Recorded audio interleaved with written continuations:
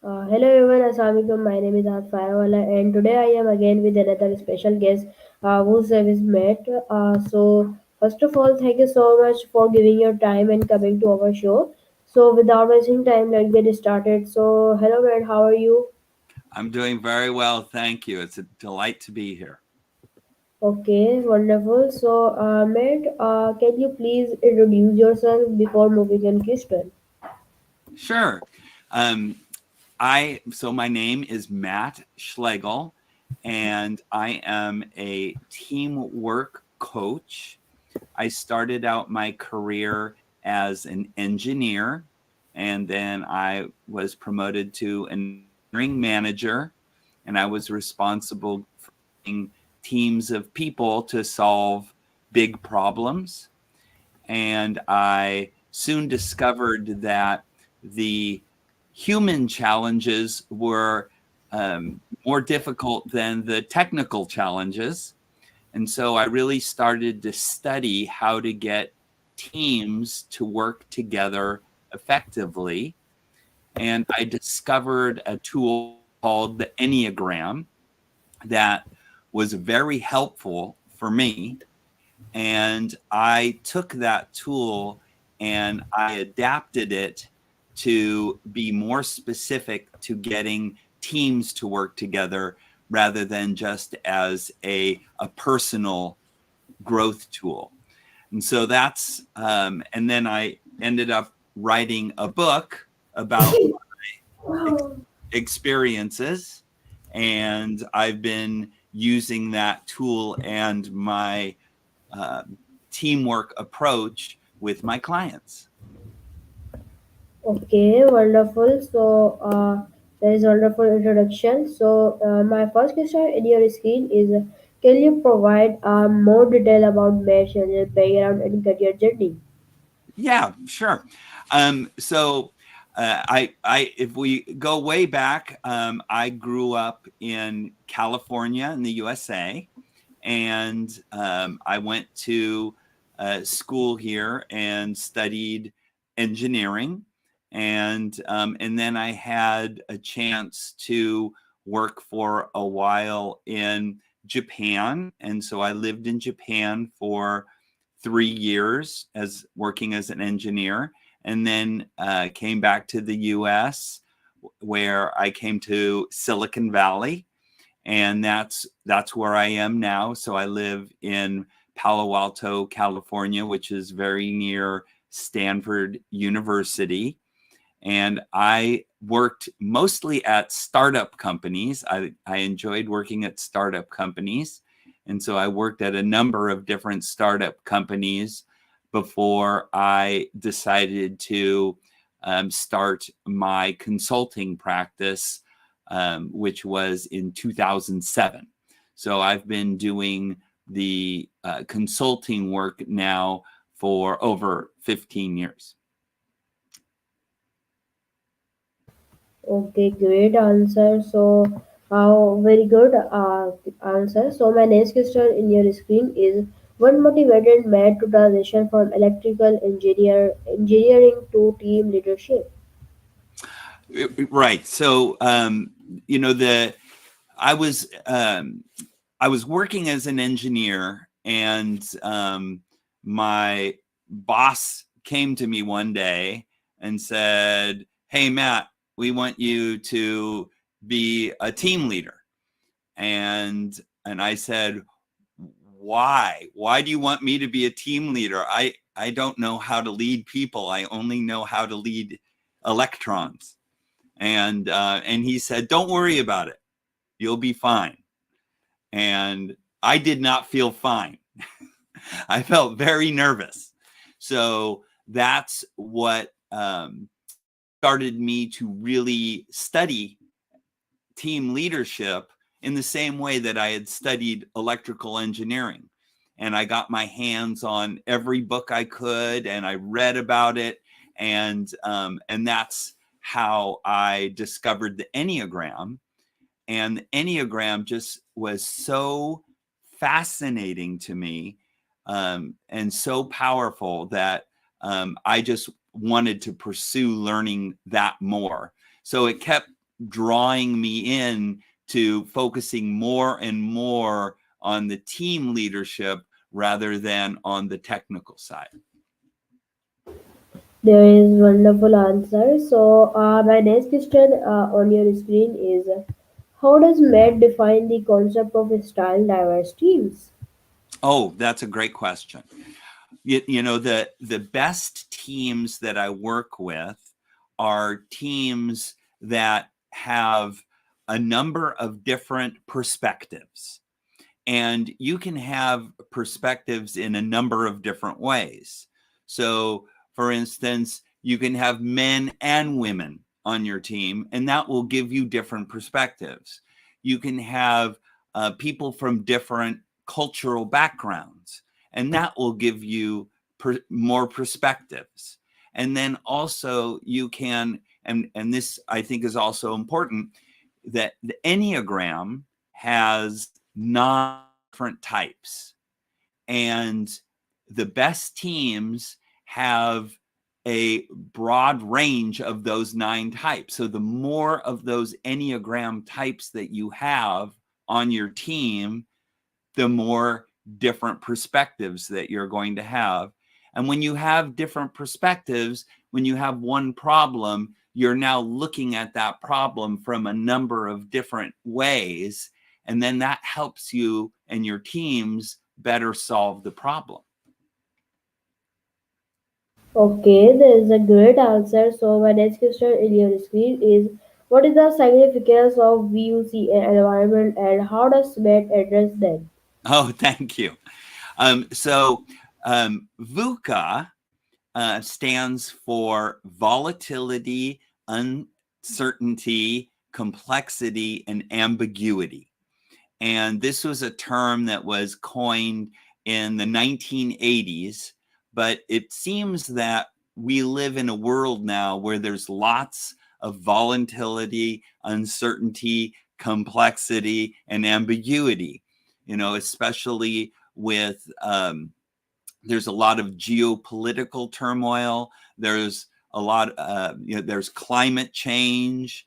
There's the pandemic. You know, so there's all of these different forces now that are causing us to have to deal with VUCA.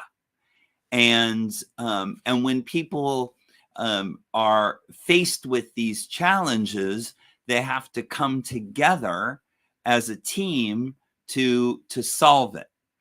And the one nice thing about my approach is that it gives people a systematic way to move through solving the problem as a team.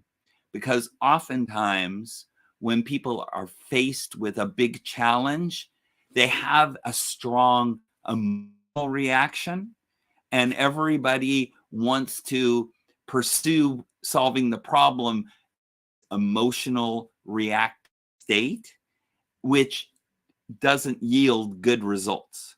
So it's better to step back and then go through it systematically together with the team and try to lower the emotions and then just raise the awareness and get everybody to listen to each other. And I find that that is a very effective way to deal with what could otherwise be very stressful situations. Okay, there is a wonderful answer. So Thank my next question in your screen is can you elaborate on the challenges associated with leading in a VUCA environment? you. Right. And so there's a couple of things. When in a VUCA environment, when people are at a high stress level, sometimes they stop listening. They stop listening to other people. So the first big challenge is to get everybody to a point where they're quiet enough where they can start to listen and they can start to communicate with one another. And once we get over that big challenge, can start to move. but I find that getting over that hurdle is the first big hurdle. Okay, is a wonderful and nice answer. So my next question in your screen is how does maths consulting practice Schlege and consulting as a teams? Right. So what I like to do is I get a team together, and then I have everybody describe the problem from their perspective. So, and this is where you get the different perspectives on this problem, and everybody can have perhaps a different perspective on what the problem is. So it's really important to get people to listen to each other so that they understand everybody else's perspective on the problem. And when you do that together as a team, then the problem becomes more well defined. So people understand what the problem is a lot better. And once they really understand what the problem is from everybody's perspective, then they start to have a better understanding of how to move forward as a team to solve the problem. So this is the first step that I take people in, is I get them to listen to each other, understand and define that problem. And then once that problem is defined, I have the team create a vision of how the world will be when the problem is solved. And then everybody comes up together with that vision of what they want to create together. And then once you do that, it's a very good team building experience. And once everybody has this shared vision of how to move forward, then we go through the rest of the steps. And everybody is now aligned and on the same page of what the problem is and what it is that they want to create when they're done, when the problem is solved. Does that make sense? Yes, wonderful and great answer of my question. So, my next question in your screen is what are some examples of strategies and tools developed by Matt for team effectiveness? Right. So the main tool that I use is when if for those people familiar with the Enneagram has 9 types to it. So 1 through 9. And most people use the Enneagram as a personality tool. And I ask the question, why are the types numbers? Why aren't they colors or letters or animals or stars? But they're numbers. And there's a reason why they're numbers. And the reason why is that 1 through 9, that's exactly the order in which humans solve problems. So each one of those personality types is perfectly tuned to a specific point in problem solving. So I told you about the first step, right? Is defining the goal or defining the problem and then coming up with a vision. Well, that's type 1. Type 1 is the type of person who goes, hey, it shouldn't be like that. It should be like this. And they know how it should and shouldn't be. And that is the first step in problem solving. And so I built my problem solving tool to align with each one of those steps with the Enneagram, because each one of those steps now has a person or a personality type tuned for it. And so if you have a diverse team where you have different Enneagram types, you will have somebody who is really good at each one of those steps in problem solving. And that's why a diverse team of people will help you become a better problem solving team as well.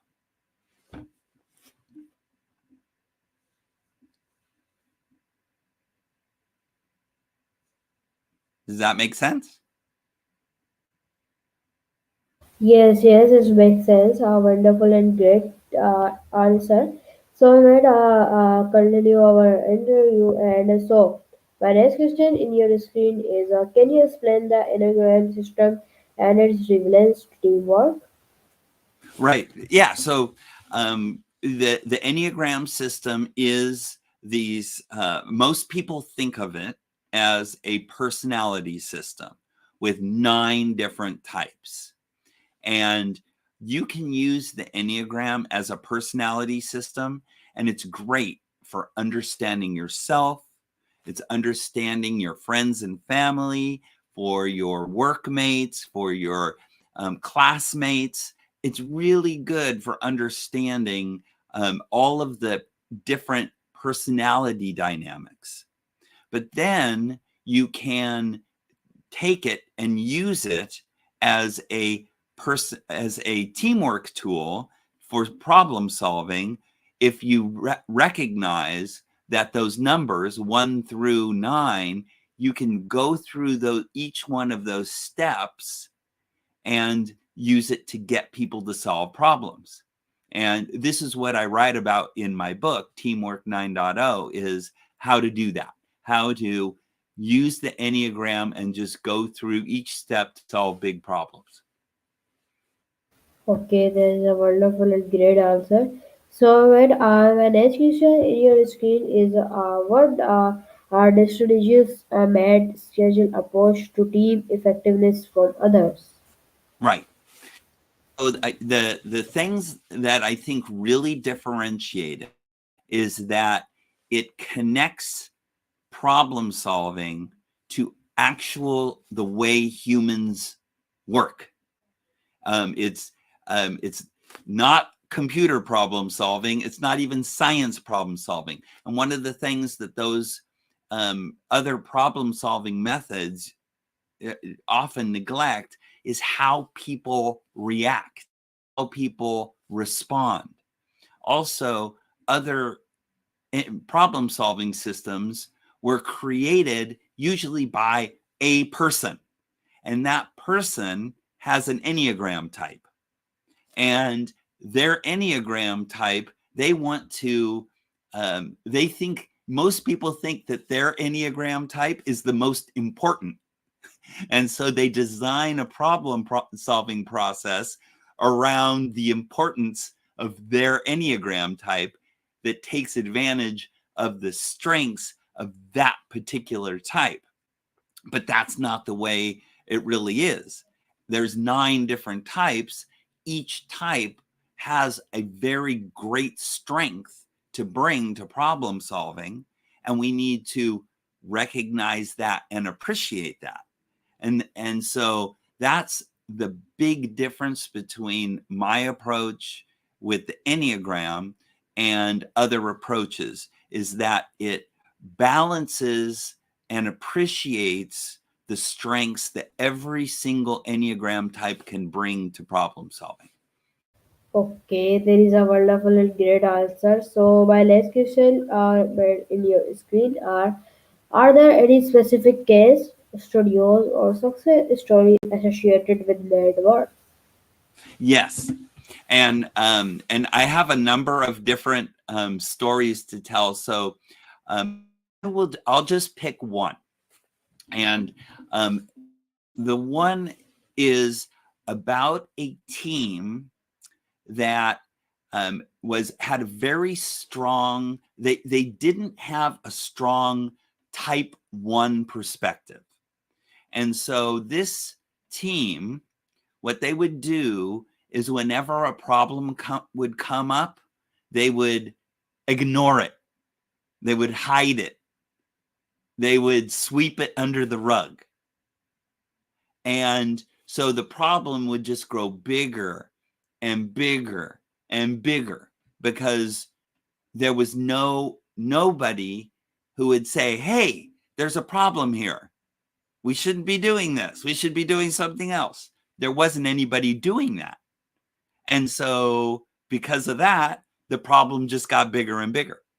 And when I came in, I recognized that that that particular dynamic was missing from that team.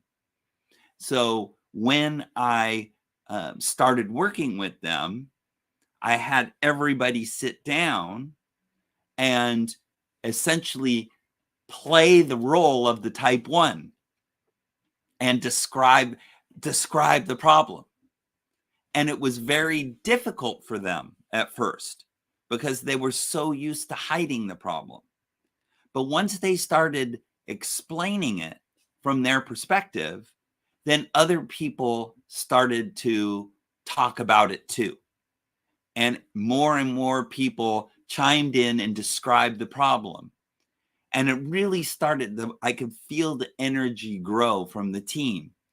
And so that is a great case study for how when your team is stuck and it's ignoring a problem or it's not able to move through and solve a problem, it's because there's a certain dynamic missing on that team. And when you march through the problem solving process and give equal weight to each step of that process, which is what I help the team do as a facilitator, then the team will respond and they will solve the problem. There is a wonderful and great answer. So, and my next question in your screen is how does MET help teams tackle challenges that may seem impossible? Right. Well, I'll just continue with the story that I was telling Yes, yes, because continue. because when I started, they they thought that the problem they had was impossible to solve. They didn't think it could be solved. They didn't have the understanding of all the possibilities of how it could be solved. And so that's why it was easier for them to ignore it. But once you start to clearly define the problem, when you bring when the problem is out of focus, it's just this big thing, then it's really difficult to solve. But when you clearly define it and you bring it into focus, then it gets easier and easier for people to understand. And then people can get excited about solving it. And so that's, so that's what we did, was really bring the problem into focus so that once it was very clear in their minds, then they could move through and have a better idea of how they could solve it and then the particular role that each person could play. And these are problems that are bigger than one person can solve. And that's why a lot of people will ignore the problem because they think it's too big for them to solve. And it's only when you bring a team together where people recognize that, oh, we all have the same problem and we're all on the same side and we're all working towards creating a world where that problem is solved for all of us, then people get excited about moving forward. So that's one of the things I love about working with teams is getting them excited and seeing the possibility that, oh, we can solve the problem. If we work together, we can solve the problem. And then the impossible becomes possible. Okay, wonderful answer. So now it's time my end. So this was our my guest whose name is Med. So thank you so much for giving your time and coming to our show. So, see you in the next interview and new live stream. Allah Hafiz, Pakistan, Zindabad. Bye.